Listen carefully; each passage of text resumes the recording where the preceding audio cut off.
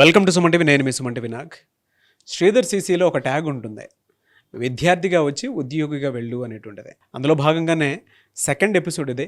So ప్రతి ఒక్క విద్యార్థి గవర్నమెంట్ జాబ్ క్రాక్ చేసి ఈరోజు బయటకు వస్తూ ఉన్నారంటే శ్రీధర్ సీసీ కాంపౌండ్ నుంచి. అక్కడ ఎడ్యుకేషన్ అనేది ఏ విధంగా ఉంటుంది, ట్రైనింగ్ ఏ విధంగా ఉంటుంది, ఎలాంటి మెటీరియల్స్ ప్రొవైడ్ చేస్తారనేది తెలుగు రాష్ట్రాల్లో పెద్దగా నేను చెప్పాల్సినటువంటి అవసరం లేదు. అయితే ప్రతి స్టూడెంట్ సక్సెస్ స్టోరీ వెనుక, ఒక గవర్నమెంట్ జాబ్ వెనుక చాలా కన్నీటి గాథలు ఉంటాయి. అలాగే ఈరోజు మనతో పాటు కూడా ఒక స్టూడెంట్ ఉన్నారు, హనుమాన్ నాయక్ గారు. తన జీవితంలో కూడా జరిగినటువంటి జర్నీ ప్రకారం కనుక మనం చూసుకుంటే, ఆల్రెడీ మ్యారీడ్, పెళ్ళైన తర్వాత జాబ్ క్రాక్ చేయడం అనేది చాలా పెద్ద సక్సెస్ అని చెప్పాలి. అట్ ద సేమ్ టైం అన్ని రకాలుగా చూసుకుంటే ఆ సపోర్ట్ దొరికితేనే ఆ విధంగా సక్సెస్ అవ్వగలుగుతాము. సో అలాంటి సక్సెస్ని చూసి ఈరోజు మనతో పాటు ఉన్నారు హనుమాన్ నాయక్ గారు. అతని జీవితంలో ఏం జరిగింది, అండ్ పెళ్ళి తర్వాత కూడా ఎడ్యుకేషన్ కంటిన్యూ చేస్తూ జాబ్ క్రాక్ చేయడానికి ఎలాంటి స్ట్రగుల్స్ చూస్తున్నారు ఈ ఈ బిట్వీన్లో అనేది వారి మాటలోనే తెలుసుకుందాం. హలో హనుమాన్ నాయక్ గారు. హలో సార్, ఎలా ఉన్నారు? బాగున్నా సార్, మీరు ఎట్లా ఉన్నారు? ఐఎమ్ గుడ్ అండి, ఐఎమ్ గుడ్. ఎప్పుడు మిమ్మల్ని టీవీలో చూడడమే కదా, డైరెక్ట్ చూస్తున్నాం అనమాట. అవునా, థ్యాంక్ యూ. దానికి హెల్ప్ చేసి, అంటే మీ దగ్గరికి రావడానికి శ్రీధర్ సీసీ హెల్ప్ చేసింది. అక్కడ జాయిన్ అవ్వడం వల్ల జాబ్ వచ్చింది, జాబ్ రావడం వల్ల మీ ముందుకు వచ్చాము. Thank you. అలాంటి సక్సెస్ స్టోరీని తీసుకుంటున్నాను, నేను కూడా చాలా హ్యాపీగా ఫీల్ అవుతున్నాను. ఎందుకంటే మీలాంటి వాళ్ళ జర్నీ, సక్సెస్ స్టోరీస్ వాళ్ళ ప్రతి స్టూడెంట్కి ఒక మోటివేషన్ అని చెప్పేసి చెప్తాను నేను. ఎలా అండి అంటే చాలామంది లైఫ్లో ఉంటుంది, అంటే ఫ్యామిలీ బ్యాక్గ్రౌండ్ గురించి తర్వాత వచ్చిన ఫస్ట్ అసలు మీ పెళ్ళి ఎలా జరిగింది?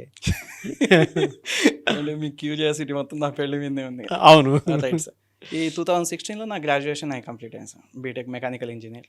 అది అయిపోయిన తర్వాత అంటే నేను ఇంతకుముందు గేట్కి ప్రిపేర్ అయ్యాను. విత్ గేట్ స్కోర్తో నేను ఎంటెక్ చేయాలి, ఒక మంచి కంపెనీలో యూపీఎస్సీ సర్వీస్లో అట్లా వెళ్ళాలి అనుకున్నాను, ఇంజనీరింగ్ సర్వీసెస్లో అట్లా వెళ్ళాలి అనుకున్నాను. కానీ ఆ కొంచెం టైం తీసుకుంటుందని తెలిసిన వాళ్ళ ఒక నలుగురు ఫ్రెండ్స్ని కలిశాను. ఇన్స్టెంట్గా జాబ్ కావాలి, మనం మిడిల్ క్లాస్ ఫ్యామిలీ, ఒక లంబాడి తండా నుంచి వచ్చాం కదా. సో ఇన్స్టెంట్గా జాబ్ కావాలి అంటే ఏం చేయాలని అడిగాను. ఇన్స్టెంట్గా జాబ్ కావాలంటే బ్యాంక్ జాబ్ బెస్ట్ జాబ్ అని చెప్పారు. అంటే 6 monthsలో నోటిఫికేషన్ ఉంటుంది, 1 yearలో పోస్టింగ్ కాల్ లెటర్ నీ చేతిలో ఉంటుంది అని చెప్పారు. సో ఎప్పుడైతే గ్రాడ్యుయేషన్ కంప్లీట్ అయిందో అప్పుడే నేను ఈ ప్రిపరేషన్ స్టార్ట్ చేసినాను, ఒక 1-2 monthsలోనే. అప్పుడే నాకు మంచి స్కోర్ వచ్చింది. బ్యాంకు ప్లస్ ఎస్ఎస్సి సిజిఎల్ అనేది 2 ప్యారలల్గా ఉంటుందని తెలిసింది.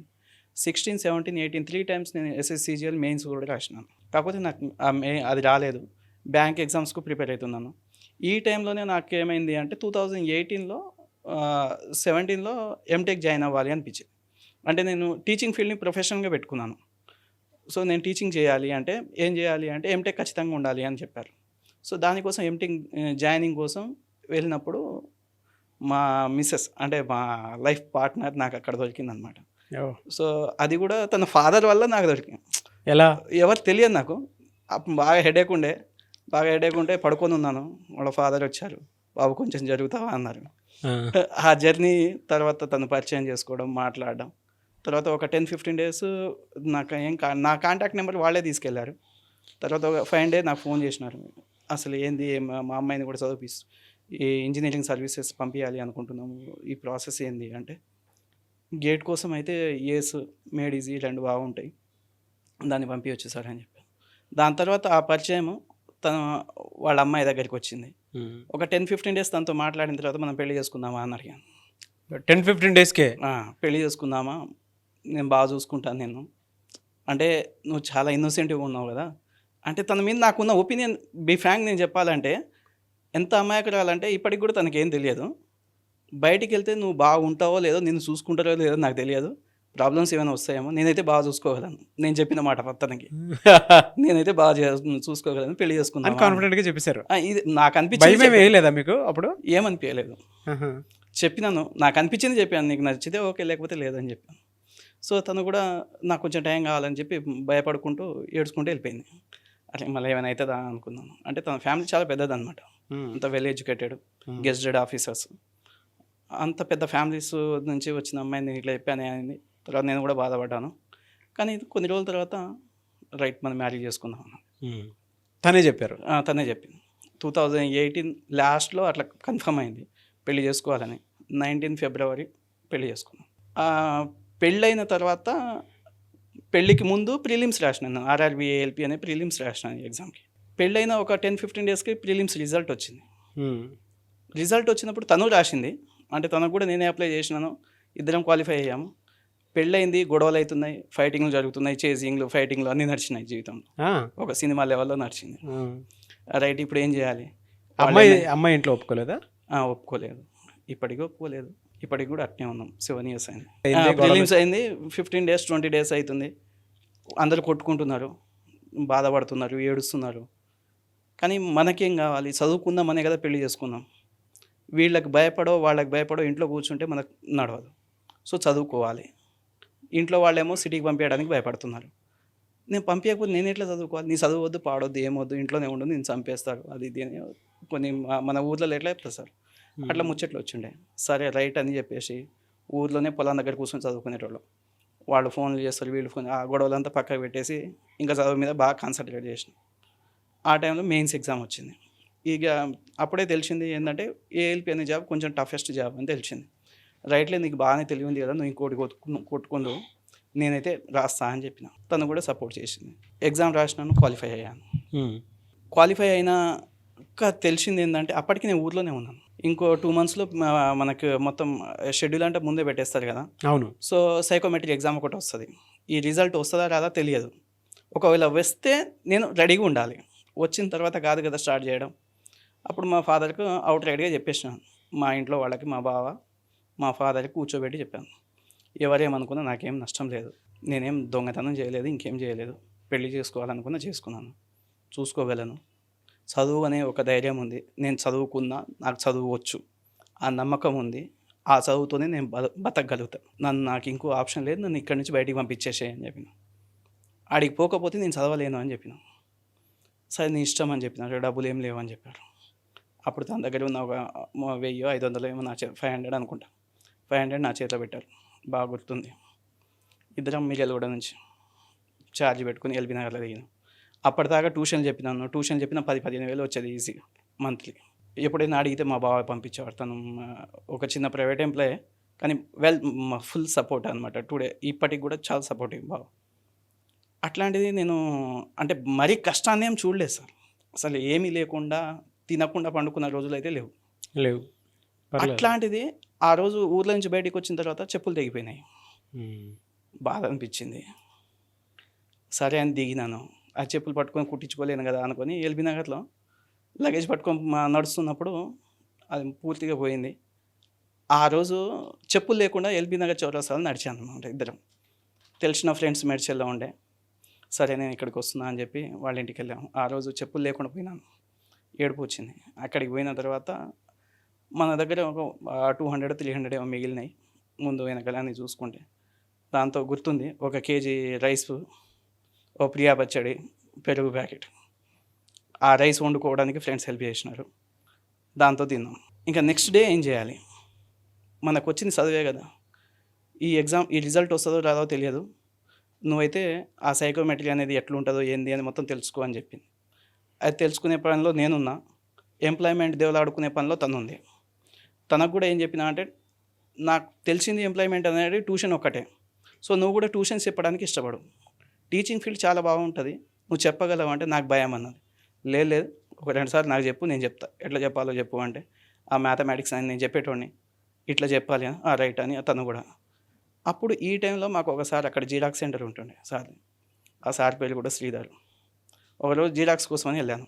వెళ్తే సార్ మాకు ఇట్లా ట్యూషన్స్ కావాలనుకుంటున్నా అంటే, మీ నెంబర్ రాసిపోండి సార్ అన్నారు. ఆ జిరాక్స్ సెంటర్ దగ్గర నెంబర్ రాసినాను. ఒక 3-4 డేస్లో ఒక ఫోన్ వచ్చింది. మెడ్చల్ బస్ స్టాండ్ దగ్గర ఉండేటోళ్ళం మేము. అక్కడ నుంచి రైల్వే స్టేషన్ దగ్గరికి 3.5-4 kilometers ఉంటుంది. అక్కడికి వెళ్ళి 2 పాపలకు ట్యూషన్ చెప్పాలి సార్, వాళ్ళు చెప్తే మీకు 3000 ఇస్తారని చెప్పారు. పోనీ 3000 అయితే కిరాయి అయినా పోద్ది కదా, ఇంటి కిరాయి 1500 కిరాయి ఉండేది, 1500 మిగులుతుంది కదా అనుకున్నాను. ఇంటికి వచ్చి ఇదే మాట మా మిస్సెస్కి చెప్పాను. తను చెప్తే, ఆ ట్యూషన్ చెప్పాల్సింది నువ్వు కాదు, నేను చెప్పుకుంటా, నువ్వు మొత్తం ఫోకస్ ఈ ఎగ్జామ్ మీదనే పెట్టు, తర్వాత సంగతి తర్వాత చూసుకుందామని చెప్పింది. అని చూస్తే ఫస్ట్ రోజు మాట్లాడడానికి డెమో వేయడానికి పోయినప్పుడు 4 kilometers పోవడము రావడము. తను ఏ రోజు కూడా కార్లోకి వెళ్ళి కింద కాలు పెట్టలేదు. వాళ్ళ ఫాదర్ వచ్చేటోళ్ళు, కార్లో తీసుకుపోయేటోళ్ళు, కార్లో దింపేటోళ్ళు, పెద్ద ఫ్యామిలీ, గెస్టెడ్ ఆఫీసర్ల ఫ్యామిలీ. అట్లాంటి అమ్మాయిని నేను 4 kilometers వాకింగ్ చేయించాను. అంటే ఇంటి దగ్గర నుంచి ఆడికి పోవడం, ఆడ నుంచి ఇంటికి రావడం, నైట్కి ఇంటికి వచ్చేసరికి 10 అయింది. ఆ రోజు బాగా బాధపడ్డాను. ఇన్ఫ్యాక్ట్ ఏడ్చాను కూడా. సారీ ఏమనుకోకు అని చెప్పాను. అంటే నేను ఇంత 10 వరకు ఒక ఆడపిల్లని రోడ్డు మీద నడిపించాను అని ఆ గిల్టీనెస్ నాకు ఇప్పటికీ ఉంటుందన్నమాట. సో అయినా పర్లేదని చెప్పేసి ఆమె ఎంతైతే కష్టపడ్డదో అదే ఫోకస్ నేను దీని మీద సైకోమెట్రిక్ ఎగ్జామ్ మీద పెట్టాను. ఆ టైంలోనే ఈ రిజల్ట్ వచ్చింది. రిజల్ట్ రాగానే శ్రీధర్ సిసి వాళ్ళు ఒకటి అనౌన్స్మెంట్ ఇచ్చారు.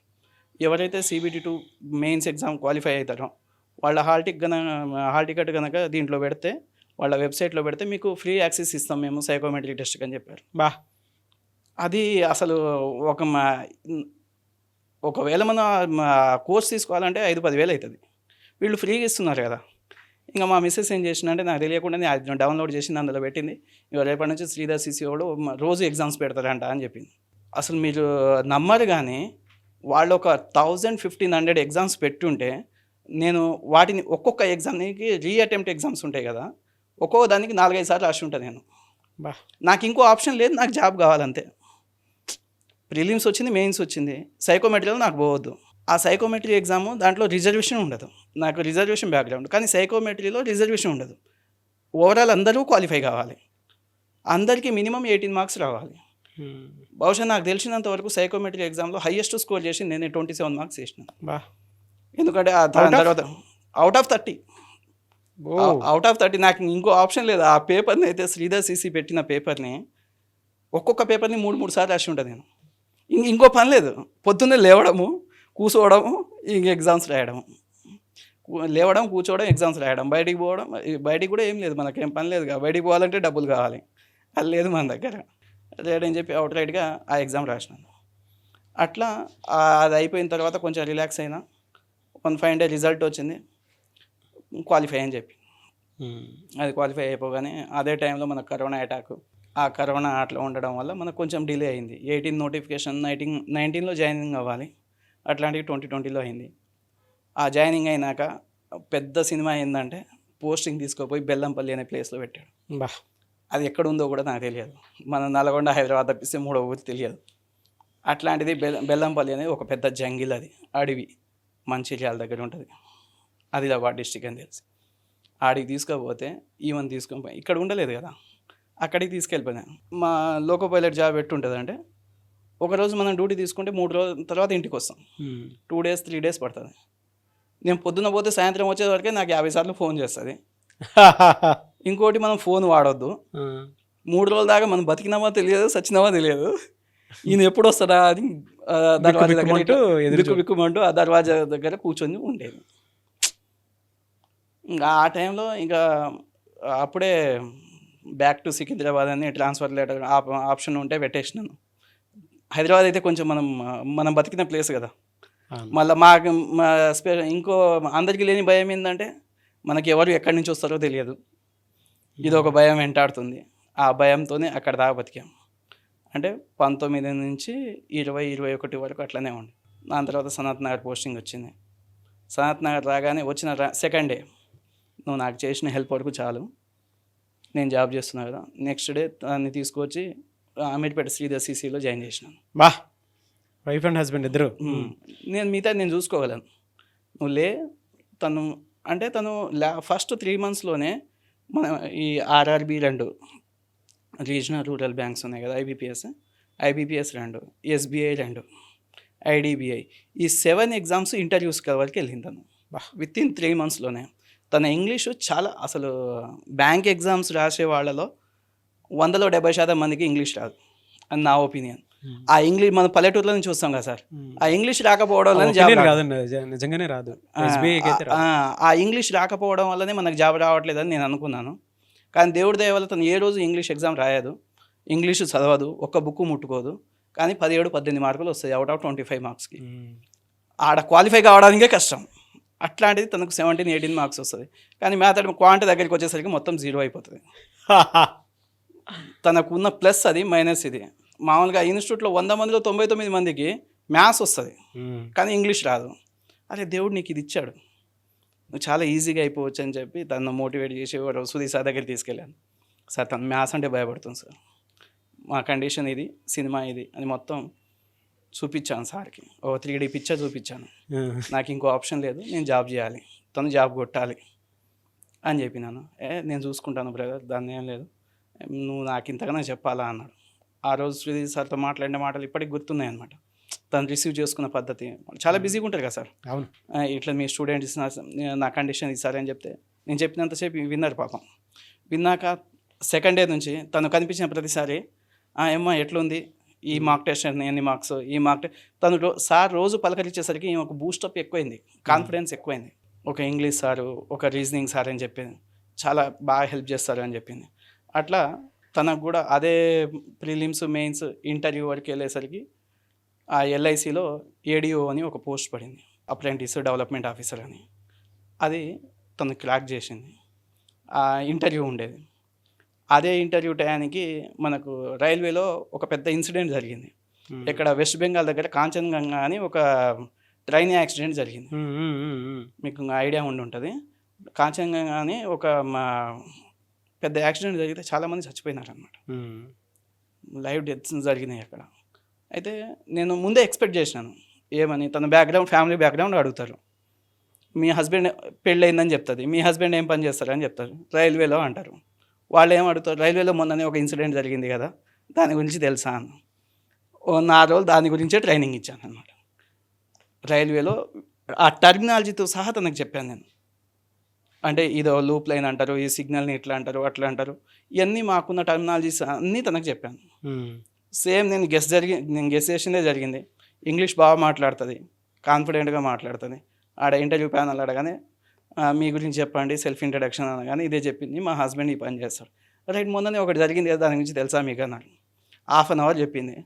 రైట్ అమ్మ నువ్వు వెళ్ళిపోవచ్చు అని చెప్పాడు. బా అట్లా ఆ ఇన్సిడెంట్ గురించి తను ఎక్స్ప్లెయిన్ చేసింది. తను సక్సెస్ అయింది. అది వచ్చాక తనకి ఎల్ఎస్సిలో డెవలప్మెంట్ ఆఫీసర్కి పోస్టింగ్ వచ్చింది. అది అర్బన్ ఏరియా హైదరాబాద్ వచ్చింది. తర్వాత అలాట్ చేస్తే CB1 బ్రాంచ్ వచ్చింది. ఇప్పుడు తను కోటిలో డెవలప్మెంట్ ఆఫీసర్గా, సక్సెస్ఫుల్ డెవలప్మెంట్ ఆఫీసర్గా CB1 కోటి బ్రాంచ్లో పనిచేస్తుంది. Really hats off to you. Thank you. Great, congratulations. దానికి కూడా ఈ డెవలప్మెంట్ ఆఫీసర్స్కి కూడా కొంచెం టార్గెట్స్ ఉంటాయి ఫస్ట్ ఇయర్లో. ఆ ప్రొవిషనరీ పీరియడ్ నుంచి కన్ఫర్మ్ కావాలి అంటే వాళ్ళకు ఒక 30 lakhs వరకు టార్గెట్ ఇచ్చారు.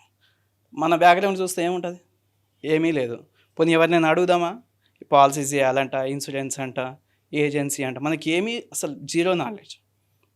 నేను పనిచేసే దగ్గర నాతో పాటు ఒక 5 members ఉండేది, నా క్లోజ్ ఫ్రెండ్స్ 5 members ఉండేది. వీళ్ళకి ఒక్కటే చెప్పాను అనమాట, తనకి అది సక్సెస్ కాకపోతే, నేను ఆ టార్గెట్ రీచ్ అవ్వకపోతే తనకు ఉద్యోగం పోతుంది. ఈ 10 మందిని కూర్చోబెట్టుకొని 10 మంది ఇండివిజువల్గా పనిచేసే వాళ్ళ కొలీగ్స్ని వాళ్ళని చెప్పాను, ఒకవేళ పోతే దానికి రీజన్ మీరే అవుతారు, ఇప్పుడు ఏం చేయమంటారు నన్ను అని చెప్పి. నాకు ఇంక వేరే వాళ్ళు తెలియదు.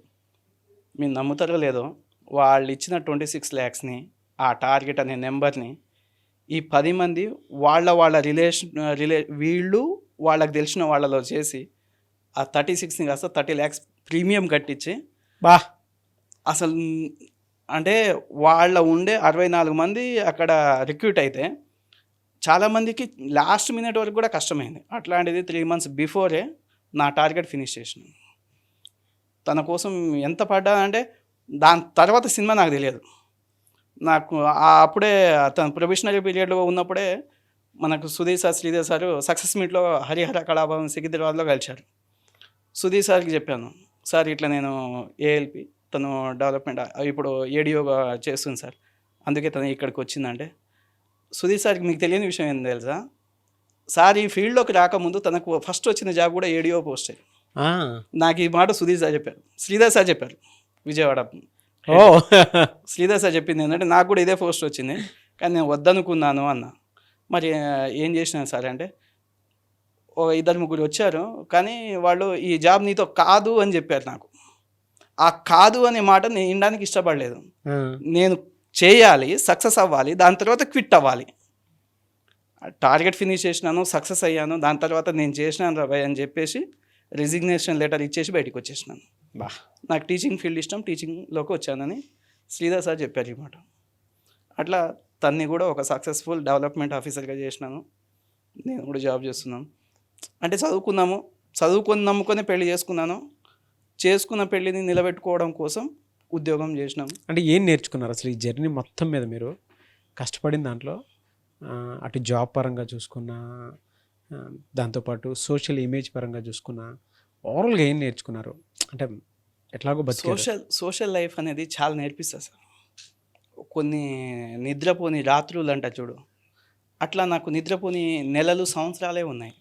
నాదొక కమ్యూనిటీ, తనదొక కమ్యూనిటీ, ఇంటర్ క్యాస్ట్. ఇంటికి వచ్చాక వీళ్ళ సైడ్ నుంచి నేను మా వాళ్ళు ఒక 10 మంది కూర్చుంటే నేను చెప్తే వింటారనమాట. వీడు చదువుకున్నోడు, వీడికి అన్నీ తెలుసు, వాడు చెప్పింది నేను వినాలి అని మా ఇంట్లో నా మీద ఉన్న ఇమేజ్, ఫ్రెండ్ సర్కిల్లో అదే ఇమేజ్, వాళ్ళ ఇంట్లో అదే ఇమేజ్ వాళ్ళకు సంబంధించి. వాళ్ళ దాంట్లో కూడా మనం గొప్పగా ఉన్నాం, పిల్లలు బాగా చదువుతున్నారు, అందరు గెజిటెడ్ ఆఫీసర్లే కానీ అందులో కూడా పిల్లలు అందరూ బాగా చదువుతున్నారు అని వాళ్ళకు కూడా ఉంటుంది కదా. ఒక్కటే ఒక సెకండ్లో నేను చెప్తే వినడం కాదు కదా, వాళ్ళు ఏమైనా మాట్లాడుకుంటుంటే ఇండైరెక్ట్ మాటలు ఏంటంటే, నువ్వు ఇక్కడి నుంచి వెళ్ళిపో, నీకు పని లేదు, నువ్వు వేరు నేను వేరు, నీ ఇల్లు వేరు, మా ఇల్లు వేరు. అంటే దాన్ని ఏమంటారు కదా, ఫ్యామిలీ నుంచి పొగబెట్టి పంపించడం అనేది చెప్తారుగా, అట్లా నువ్వు బయటికి వెళ్ళిపో. ఆ రోజు బాధపడ్డా, కష్టపడ్డా. మా పేరెంట్స్ వాళ్ళు చాలా ఏజ్డ్ అనమాట, వాళ్ళు కూడా ఎవరికి ఇష్టం లేదు. ఇన్ఫ్యాక్ట్ వాళ్ళ బాధ చూసినాక కూడా నాకు కూడా నేను చేసిన తప్పేమో అనిపించింది. మేడం పేరేంటండి? తేజస్వి. తేజస్వి గారు, బిగ్ కంగ్రాచులేషన్స్ నా తరపు నుంచి. చాలా బాగా సపోర్ట్ చేశారు హనుమాన్ గారికి, నిజంగా హ్యాట్స్ ఆఫ్ టు యూ. ఒక చిన్న మాటలో అయితే చెప్పలేను, లైఫ్ కదా, స్టెప్ తీసుకోవడం అంటే ప్రతి ఆడపిల్లకి గట్ ఫీలింగ్ ఉండాలంటే ఉండదు. మీరు నిలబడి, ఆయన నిలబెట్టి, మళ్ళీ మీరు నిలబడి, ఇదేం చిన్న జర్నీ కాదు, చాలా పెద్ద జర్నీ, చాలా స్ట్రగ్లింగ్ ఫేస్ చేసి ఉంటారు. ఇప్పటికైనా ఈ వీడియో చూసిన తర్వాత అయినా సరే మీ కుటుంబ సభ్యులందరూ కలిసి మంచి పండగ వాతావరణం క్రియేట్ చేసుకోవాలని మాత్రం మనస్ఫూర్తిగా కోరుకుంటాను. గ్రేట్ అండి, నిజంగా రియలీ గ్రేట్. అంటే నేను మన విషయం కంటే కూడా తనని బాగా సపోర్టివ్గా ఉండడానికి రీజన్ ఏంటి సార్ అంటే, ఆడపిల్ల ఇంట్లోకి వెళ్ళి బయటికి పోలేదు, అట్లాంటి ఒక ఆడపిల్ల అమ్మ అయ్యతో మాట్లాడకుండా దాదాపు 6.5 7 years పేరెంట్స్ అనే తప్ప మూడో ప్రపంచం తెలియని ఒక ఆడపిల్లకి దాదాపు 7 years పేరెంట్స్కి దూరం చేసిన గిల్టీ ఫీలింగ్ చాలా అంటే చాలా ఉండేది. వాళ్ళ ఫాదర్కి అడిగాను, వాళ్ళ మదర్ని అడిగాను, వాళ్ళ రిలేటివ్స్ని అడిగాను, నాకు ఒక్క ఛాన్స్ ఇవ్వండి మీతో మాట్లాడడానికి. నేనేం దొంగని కాదు, నేనేం లంగని కాదు, నేను చదువుకున్నాను, మీ అంత కాకపోయినా నేను చదువుకున్న దాంతో నేను బతుకుతాను. ఈ లవ్ గివ్వు దాని మీద, ఈ ప్రేమ దోమ దాని కంటే కూడా మీరంటే నాకు రెస్పెక్ట్ ఉంది, మీరంటే భయం ఉంది. మామూలుగా బయట సొసైటీలో ఏమంటారు సార్, లవ్ మ్యారేజ్ చేసుకొని 4 రోజుల తర్వాత విడిపోతారు, అది నేను ఒక విడిపోవాల్సిన అలాంటి ఆలోచన కూడా రాదు. అంత భయం మీరంటే నాకు ఉంది, నేను చూసుకుంటాను అని చెప్పడానికి ట్రై చేసినాను, కానీ వాళ్ళు నాకు ఛాన్స్ ఇవ్వలేదు. ఈ వీడియో ముఖంగా చెప్పారు, మీడియా ముఖంగా చెప్తున్నారు, వాళ్ళ డెఫినెట్గా అర్థం చేసుకుంటారు. ఎలా అండి అంటే మామూలుగా కొంచెం ఎమోషనల్ దాని నుంచి కొంచెం బయటకు వద్దాము. డెఫినెట్గా అర్థం చేసుకుంటారు, అవును సార్, డౌట్ లేదు అందులో. ఒక గవర్నమెంట్ జాబ్ ప్రిపేర్ అవ్వాలి అంటే మీరు వైఫ్ అండ్ హస్బెండ్, మీరు చూసిన స్ట్రగుల్స్ ప్రకారం 4 విషయాలు చెప్పండి. ఎలాంటి స్కిల్స్ ఉండాలి ఏ స్టూడెంట్కైనా సరే? ఎందుకంటే ఇప్పుడు అసలు ఒక్కళ్ళే కూర్చొని సొంతగా ప్రిపేర్ అయ్యి చదవాలంటేనే కొంతమందికి కష్టమైపోతుంది, ఈవెన్ బ్యాక్గ్రౌండ్లో అన్నీ ఉన్నా కూడా. అలాంటిది మీరు పెళ్ళి అయిపోయిన తర్వాత, బాబు పుట్టిన తర్వాత, ఇంకా మీరు బాబు పుట్టక ముందే జాబ్ వచ్చింది, పెళ్ళయింది, దాని తర్వాత 6 years తర్వాత బాబు. మళ్ళీ అదొక స్టోరీ. పెళ్ళయింది 6 years అయింది, ఇంకా పిల్లలు లేరని అదొకటి ఉంటే చూడండి, అది ఇంకా ఘోరంగా ఉంటుంది. మన ఇంటెన్షన్ ఏంటంటే మనం పిల్లలు కనడానికి కాదు జాబ్ చేసుకుంది, మనం బతకడానికి. దానికోసం ఫస్ట్ జాబ్ కావాలి, లేదంటే పిల్లలు కన్నా అనుకో అందరు ఇదే పని చేస్తారు, మీకు వాళ్ళకి ఏం తేడా అంటారు. ఫస్ట్ ఉద్యోగం సంపాదించు, సెటిల్ అవ్వు, దాని తర్వాత పిల్లల్ని గాను. ఈ ప్లాన్ మనది. బయట మాట్లాడేది ఏంటంటే ఇంటి దగ్గర నుంచి పిల్లలు లేరు. దానికి తను కూడా చాలా హార్డ్ వర్క్ చేసింది, కష్టపడ్డది, డాక్టర్స్ని కలిసి నిలబడ్డారు. వన్ ఫైన్ డే అది మనం వద్దు అనుకున్నాం కాబట్టి ఆగింది, కావాలని ఆపలేదు. రైట్ అని అనుకొని దాని తర్వాత బాబు పుట్టాడు రీసెంట్గా, ఇప్పుడు అతనికి 4 months. ఓ గ్రేట్, నేను ఒక ఫాదర్ని. కంగ్రాచులేషన్స్. సో ఎలా అండి అంటే ఎన్ని స్ట్రగుల్స్ తర్వాత మీరు అడిగిన ఒక 4 స్కిల్స్ దానికి ఒక బెస్ట్ ఎగ్జాంపుల్ ఇస్తాను సార్. నా లైఫ్లో జరిగింది. నాకు మ్యాథ్స్ బాగా వచ్చు, నేను ఒక ఇంజనీరింగ్ కాలేజీలో అసిస్టెంట్ ప్రొఫెసర్గా చేసినాను. ఒక మంచి నారాయణ బ్రాంచ్లో ఐఐటి ప్రొఫెసర్ మ్యాథమెటిక్స్గా చేసినాను. ఒక ఇంటర్నేషనల్ స్కూల్లో మ్యాథ్స్ ఐఐటి టీచర్గా పనిచేసినాను. ఇన్ని వచ్చాక నాకు ఒక ఉద్యోగం కొట్టడానికి 1 ఇయర్ పట్టింది. కానీ ఇదే స్టోరీని కొంచెం పక్కకు తిప్పి చెప్తే మా రిలేటివ్ ఒక అమ్మాయి ఉండేది. ఇదే దిల్షునార్లో ఉండేటోని. తను కంప్లీట్గా డిగ్రీ బ్యాక్గ్రౌండ్, మ్యాథమెటిక్స్ అంటే తెలియదు. ఒక విలేజ్ నుంచి వచ్చిన అమ్మాయి. అన్న నాకు మ్యాథ్స్ వస్తలేదన్న అని చెప్పింది. చాలా భయపడేది. సిన్సియర్ అమ్మాయి, చదవాలన్న పట్టుదల బాగుండేది. ఎగ్జాంపుల్గా నేను చెప్తున్నా అంటే తనకు అడిషన్స్, మల్టిప్లికేషన్స్ ఇవి నేర్పి అన్న, నాకు ఫాస్ట్గా ఎట్లా చేయాలి నేర్పి, అసలు ఇవి ఎట్లుంటాయి, దీన్ని ఫాస్ట్గా ఎట్లా చేయాలి, బేసిక్స్ అడిగింది. ఆ అమ్మాయికి నేను నేర్పించడానికి వారం పట్టింది. కానీ తను నా దగ్గర నేర్చుకున్న అమ్మాయి తను ఇవాళ బ్యాంక్ పిఓగా పనిచేస్తుంది. కానీ నేను బ్యాంక్ జాబ్ నాకు రాలేదు. అంటే నేను ఏం చెప్పదలుచుకున్నా అంటే బ్యాంకింగ్ సెక్టర్, రైల్వేస్, ఏ జాబ్కైనా కావాల్సింది practice sir.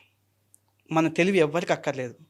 Sridhar sir, Sudheer sir ఇదే చెప్తారు ఇన్స్టిట్యూట్లో కూడా. వాళ్ళు చెప్పేటప్పుడు కూడా ప్రాక్టీస్. మీకు వచ్చిన నాలెడ్జ్ని పక్కకు పెట్టండి. నేను ఏదో ఎంపీసీ స్టూడెంట్ని, నాకు మ్యాథ్స్ మొత్తం వచ్చు అని మనం అనుకుంటాం చూడండి, దాన్ని పక్కకు పెట్టండి క్వశ్చన్. మేము ఏదైతే చెప్తున్నామో ఈ ట్రిక్స్ ఫాలో అవ్వండి, మీ జర్నీ ఈజీ అవుతుంది అని చెప్తారు. ఆ అమ్మాయికి నేను ఏదైతే చెప్పానో ఆమెకి ఇంకోటి తెలియదు కదా, దాని సైడ్ పోలేదు. నేను చెప్పిందే ఇన్నది, దాన్నే 10 సార్లు ప్రాక్టీస్ చేసింది. నాకు మ్యాథ్స్ రాదేమో అన్న భయానికి 24 గంటలు చదివింది. నేనేంది నాకు అన్నీ వచ్చు కదా అని రోజుకు 4 గంటలు చదివినాను. అంటే మన ఈ లైఫ్లో మనం ఎక్కడ మిస్టేక్స్ చేస్తాము అంటే నాకు అన్నీ వచ్చులే, ఈ టాపిక్ నాకు వచ్చులే అని పక్కకు పెట్టేస్తాం చూడండి, అది తప్పు. మనకు వచ్చినా రాకపోయినా రోజు రోజుకు అప్డేట్ అవుతుంది. నెక్స్ట్ జనరేషన్ మనకన్నా ఫాస్ట్ ఉంటుంది. So more and more practice కావాలి. ఒక గవర్నమెంట్ జాబ్ కావాల్సింది ఓపిక, కన్సిస్టెన్సీ, ప్రాక్టీస్. ఒక్క 1-2 ఇయర్ ఈ మూడిటిని పట్టుకొని 3వ 4వ ఆలోచన నువ్వు తీసుకురాకుండా ఉండు, ఏ జాబ్ అయినా వస్తుంది. అవునా కదా సార్? ట్రూ. శ్రీధర్ సీసీలో జాయిన్ అవ్వమని చెప్తారండి ఇప్పుడున్న స్టూడెంట్స్కి? 100% చెప్తాను సార్. 100%. మీరు ఎక్కడున్నా, ఎవరున్నా ఈ వీడియో కనుక మీరు చూస్తే మీరు చేయాల్సింది ఒకటే, మీరు గుడ్డిగా వచ్చి శ్రీధర్ సీసీలో జాయిన్ అవ్వండి. ఎవరిని పట్టించుకోకండి. ఒకవేళ నువ్వు ఐఐటి ప్రొఫెసర్ అయినా కానీ నీ గవర్నమెంట్ జాబ్ కావాలి, బ్యాంకింగ్ సెక్టర్ జాబ్ కావాలి అని నీకు ఉంటే గుడ్డిగా వచ్చి ఈడికి వచ్చేయండి. ఈడికి వచ్చాక మనం చేయాల్సిన ఫస్ట్ ఏంటంటే, నేను మ్యాథ్స్ స్టూడెంట్ అని బడాయి చేయకుండా, బిల్డప్ ఇవ్వకుండా అదంతా కొద్దిసేపు పక్కకు పెట్టేసి వాళ్ళు ఏదైతే చెప్తున్నారో అదే ట్రిక్ని ఫాలో అవ్వాలి. వాళ్ళు రోజు 10 గంటలు చదవమంటే మనం 14 గంటలు చదవాలి. అట్లా 3 నెలలు చదవండి, ఉన్న బ్యాంకులన్నీ క్రాక్ అయిపోతాయి. ఈజీగా జాబ్ వస్తుంది. 3 నెలలు సార్. బ్యాంక్ ఎగ్జామ్కి 3 నెలలు more than enough. Correct preparation ఉంటే 3 నెలలు మోర్ దెన్ ఎనఫ్ బ్యాంక్ ఎగ్జామ్స్కి. ఎస్, ఎనీవేస్ గ్రేట్ స్టోరీ అండి. చాలా బాగా సక్సెస్ఫుల్గా లీడ్ చేసుకున్నారు. అండ్ ఫర్దర్గా కూడా ఇంతే చాలా బాగుండాలని. అండ్ రీసెంట్గా మీ పుట్టిన బాబుకి అంటే మీకు కూడా anyways big congratulations once again. బాబుకి కూడా నా తరపు నుంచి బ్లెస్సింగ్స్. Thank you. దీంతో పాటు ఒక చిన్న స్టోరీ చెప్పాలి. అయితే ఒక్క చిన్న స్టోరీ అంటే, నా వైఫ్ నాకు ఎంత హెల్ప్ చేసిందన్న దానికి, ఎంత సపోర్టివ్గా ఉన్నదానికి, మాకు చిన్న ఇల్లు ఉండేది. ఎప్పుడు అప్పుడు ఇందిరాగాంధీ, సోనియా గాంధీ అన్నారు కదా, అప్పుడు కట్టించిన పాత ఇల్లు. ఆ ఇల్లు లేదు. అంటే ఆ ఇల్లు ఉండేది పాత ఇల్లు, కొత్త ఇల్లు కట్టుకోవాలి. కొడుకు కోడలకు ఉద్యోగాలు వచ్చినాయి. ఊర్లో ఒక ఇల్లు కట్టుకోవాలని నాన్నకు బాగా కోరిక. మనం ఏంది అంటే హైదరాబాద్లో ప్రాపర్టీ కొనుక్కోవాలి, తర్వాత చూసుకుందాంలే ఊర్లో, అట్లా అనుకుని దాన్ని కొన్ని పోస్ట్పోన్ చేసుకుంటా ఇట్లా వచ్చాను. ఒక 2 ఇయర్స్ లాస్ట్ 2024 దీపావళి పండగ నెక్స్ట్ డేస్ అంటే అక్టోబర్ లాస్ట్ వీక్లో ఓ రోజు మా ఫాదరు మదరు ఇట్లా పనికని వెళ్ళారు. సడన్గా ఆయన కళ్ళు తిరిగి పడిపోయాడు. ఆయన తీసుకొచ్చి హాస్పిటల్లో చూపిస్తే అక్కడ ఆల్మోస్ట్ అందరు చచ్చిపోయినారని అనుకున్నారు. ఆయన బీపీ 40-50కి వచ్చింది. ఈ కండిషన్లో నాకు నెక్స్ట్ డే చెప్పాడు, మా తమ్ముడికి ఫోన్ చేసి ఇదిలా కండిషన్ అని చెప్పాడు. ఇమీడియట్గా ఇద్దరం వెళ్ళాం. పట్టుకొని ఏడ్చాడు. మిర్యాలు కూడా హాస్పిటల్లో చూపించాను, న్యూరాలజిస్ట్ని చూపించాను. చూపిస్తే మీ ఫాదర్ని బయటికి పంపించేయను. మా ఫాదర్ని బయటికి పంపించిన తర్వాత నాకు డాక్టర్ చెప్పిన మాట ఏంటంటే, 4 డేస్లో నువ్వు నా దగ్గరికి వస్తావు, నెక్స్ట్ 4 డేస్లో నువ్వు నా దగ్గరికి వస్తావు, లేదంటే రావు. వస్తావు అంటే అటు ఇటు తీసుకొస్తావు, నువ్వు రాలేదంటే మీ ఫాదర్ లేడు అని నేను అనుకుంటా. అప్పుడు కళ్ళకి వెళ్ళి నీళ్ళు అన్నీ ఒకటేసారి అన్నమాట. ఆ కండిషను నాతో పాటే నడిచి వచ్చిన మనిషి మాట్లాడుతున్న మనిషి 4 డేస్ తర్వాత మీ ఫాదర్ నీకు లేరు అంటే ఎట్లుంటుంది సార్? ఆ పెయిన్ని తట్టుకోలేకపోయినాను. సరే అని ఇంటికి వెళ్ళాను. మా పిన్ని మా అందరు పెద్దనాన్నలు, బాబాయిలు అందరూ వచ్చారు మాట్లాడుతాం. మా అత్త వాళ్ళు వచ్చిండే. ఆ టయానికి మా నాన్న ఇంట్లోకి వెళ్ళి బయటికి వెళ్ళి ఇంటి వెనకాలనే పొలాలు ఉంటాయి. పొలం దగ్గరికి వెళ్ళి వస్తా అని చెప్పి పోయిండు. ఈయన పోయిండు, మా అత్త వాళ్ళు వచ్చిర్రు. మా పెద్దనాన్న వాళ్ళు ఉండి నాన్న అడిగిరా అంటే ఇట్లా పొలానికి వెళ్ళిన పెద్దనాన్న అన్న. అత్త వాళ్ళు వచ్చారు కదా చూసిపోదామని నాన్నని పిలుచుకురాపో అన్నాడు. సరే అని పోయి పిలిచాను. పిలిస్తే మా పొలం దగ్గర ఒక బావి ఉంటుంది. నేను పిలిస్తే చూసినాడు, వస్తున్నా అన్నాడు. ఒక 10 అడుగులు ముందరికేసి మళ్ళీ వెనకకి తిరిగి చూసినాడు. వెనకకి తిరిగి చూసి అక్కడ ఒక 2 నిమిషాలు ఉన్నాడు. నేను అనుకున్నాను కదా మా ఫాదర్ బీడీ తాగే అలవాటు, చుట్ట తాగే అలవాటు ఉంటుంది. సో చుట్ట వెలిగించుకోవడానికి ఉన్నాడేమో అని అనుకున్నాను. నా దగ్గరికి అది అయిపోయిన తర్వాత నా దగ్గరికి వచ్చాడు. 5 నిమిషాలు పట్టింది. ఏమైంది, ఎందుకు వచ్చినావా? చూసిపోదామని వచ్చినట్లా అన్నాడు. మరి అక్కడెందుకు నిలబడ్డావు అన్న. అంటే నేను నెక్స్ట్ డే నేను హైదరాబాద్ వచ్చి చూపించుకోవాలి హాస్పిటల్లో. మా ప్రోగ్రామ్ ఇది. రేపు హాస్పిటల్ హైదరాబాద్ పోదాం నాన్న అని చెప్పిన. అయితే అక్కడ నిలబడి వెనక తిరిగేందుకు అక్కడెందుకు నిలబడ్డావా అన్న. బీడీ తాగినావా అన్న. బీడీ కాదు, మా అమ్మ అయ్య అక్కడే ఉన్నారు కదా, వాళ్ళు చచ్చిపోయినారు కదా, నేను నా పిల్లలకు దూరం అయిపోతానేమో అని మా అబ్బాయికి దండం పెట్టుకున్నా అన్నాడు. వస్తే మీ దగ్గరికి వస్తాను, లేకపోతే నా పిల్లలతో ఉండడానికి కొంచెం నాకు టైం ఇవ్వండి అని మా అమ్మ అయ్యకి దండం పెట్టుకున్నా అన్నాడు. బాగా ఏడ్పొచ్చింది. నాన్న అంటే మనకేం తెలియదు, చిన్నప్పటి నుంచి ఆయన ఎన్ని కష్టాలు పడ్డాడో మనకు తెలియదు, కానీ చాలా బాగా పెంచాడు. చాలా బాగా అంటే బాగా ఉన్న వాళ్ళకంటే కూడా మేము బాగా బతికినామని మా ఫీలింగ్. ఏ రోజు కూడా మమ్మల్ని కష్టపెట్టలేదు. అట్లాంటి మా నాన్న ఆ రోజు నాకు ఆ మాట అన్నాడు. మా అమ్మాయి అక్కడే ఉన్నారు కదా, వాళ్ళకి దండం పెట్టుకుందా అతడు. ఇంకా చాలా కష్టం అనిపించింది. కష్టం అనిపించినాక సరే అది ఆయన ముందర ఏడవలేదు. బాగా ఇంటికి వచ్చినాను, మా అత్త వాళ్ళకి అందరికీ చెప్పుకున్నాడు, బాధపడ్డాడు, ఏడ్చినాడు. వాళ్ళతో మాట్లాడుకుంటూ మన ఒక మాట చెప్పాడు అనమాట. ఏంది అంటే, అరే కొడుకు కోడలు ఇద్దరు ఉద్యోగాలు చేస్తున్నారు కదా, మన పాత ఇల్లు కదా, రేపు ఒకవేళ నేను చచ్చిపోతే అందరు వచ్చిన వాళ్ళు పాత ఇంట్లో చచ్చిపోయినరా అంటారేమోరా అన్నాడు. నీకేం కావాలి అన్న, ఏమైనా ఇల్లు ఏమైనా కట్టేది ఉంటే చూడరాదురా అన్నాడు. సరే అని చెప్పి ఆయనతో ఆ మాట మాట్లాడేసి నేను హైదరాబాద్లో ఇల్లు కొనుక్కోవాలన్న ప్లాన్లో ఉన్నాను. మనం ఉద్యోగాలు చేసి 4-5 సంవత్సరాలు అవుతుంది, కొద్ది గొప్ప కూడు పెట్టుకుందాం కదా అని అనుకున్నాను. అది అయిపోయింది. ఆయన హాస్పిటల్ చూపించిన ఇదే ముచ్చట నైట్ మా మేడంకి చెప్పిన, మా మిస్సెస్కి చెప్పాను. ఒక 2 డేస్ తర్వాత 2 రోజులు లీవ్ పెట్టుకో, ఊరికి వెళ్ళొద్దామా అన్నది. లీవ్ పెట్టుకున్నాను, ఊరికి వెళ్ళాను. మా వాళ్ళతో అందరితో మాట్లాడేసుకుంది. మా ఇంటికి ఒక పెద్ద మనిషి వచ్చారు. ఏంది అంటే, ఉన్న ఇల్లును కూలగొట్టేసి ఆ కొట్టం అట్లాంటిది ఉంటుంది, ముగ్గు పోపిచ్చేద్దామన్నది. దేనికి అన్నాను. ఇల్లు కట్టిద్దామన్నా. చిన్నది కట్టుకుందామా అన్నాడు మా నాన్న. చిన్నది కట్టుకుందామా? వద్దు, పెద్దదే కడదామన్నది. మన దగ్గర ఉన్నది 10-15 లక్షలు ఉండే, నెంబర్ కూడా చెప్తున్నాను.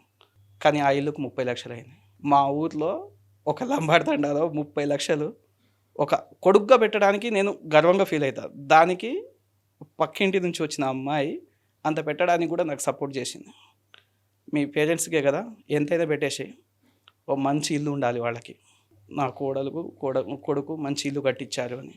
ఇప్పటికీ మా పేరెంట్స్ హెల్తీగా ఉన్నాడు, ప్రతిరోజు అదే చెప్పుకుంటారు అనమాట. నా కొడుకు కోడలు ఇంత పెద్ద ఇల్లు కట్టించి ఇచ్చారు. ఆ విషయంలో నాకు అంత డబ్బు పెట్టడానికి సపోర్ట్ చేసిన మా వైఫ్కి, నా భార్యకి చాలా థ్యాంక్స్గా నేను ఎప్పుడు చెప్తుంటా. మీ ద్వారా కూడా చెప్తున్నాను. అంటే నాకు ఆ నెంబర్ పెట్టడానికి అంత పెద్ద అమౌంట్ అంటే మన దగ్గర ఇంకేం ఉంచుకోలేదు సార్, ఉన్నదంతా పెట్టేసినాను. ఉన్నదంతా పెట్టడానికి సపోర్ట్ చేసింది అనమాట నాకు. Hats off to her. Thank you.